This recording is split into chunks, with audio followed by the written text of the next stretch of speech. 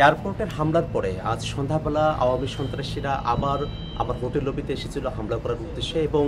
সে সময় যুক্তরাষ্ট্রে অবস্থানরত এনসিপির সদস্যরা এবং আবার শুভাকাঙ্ক্ষীরা তারা তাদেরকে প্রতিহত করেন এবং পুলিশের সঙ্গে যোগাযোগ করেন। পরবর্তীতে পুলিশ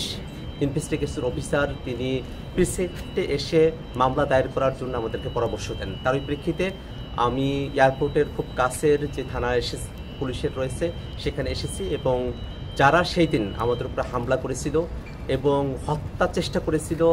রেপ থ্রেট দিয়েছিল, তাদের ব্যাপারে আমরা এখানে মামলা দায়ের করেছি এবং একই সাথে ইউএস পুলিশকে আমরা এই বিষয়টা অবহিত করেছি যে যারা এই ঘটনাগুলো যুক্তরাষ্ট্রে ঘটাচ্ছেন তারা বাংলাদেশে নিষিদ্ধ এমন একটি সংগঠনের সঙ্গে জড়িত,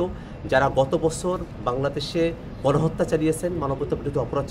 চালিয়েছেন এবং ইউএনের যে রিপোর্ট সে ব্যাপারে আমরা তাদেরকে অবহিত করেছি। আমরা মনে করি যে আওয়ামী সন্ত্রাসীরা তারা দেশে হোক দেশের বাইরে যেখানেই হোক আমরা তাদের ব্যাপারে আইনগতভাবে যে প্রতিকারের ব্যবস্থা সেটা আমরা গ্রহণ করব এবং আমরা এই কথা বিশ্বাস করি যে আওয়ামী সন্ত্রাসীরা তারা যত ধরনের অপরাধ করেছেন সেই অপরাধগুলোকে আইনগতভাবেই নিষ্পত্তি করা সম্ভব এবং আওয়ামী লীগ তার সন্ত্রাস নিয়ে বাংলাদেশে আর ফিরে আসার সুযোগ পাবে না।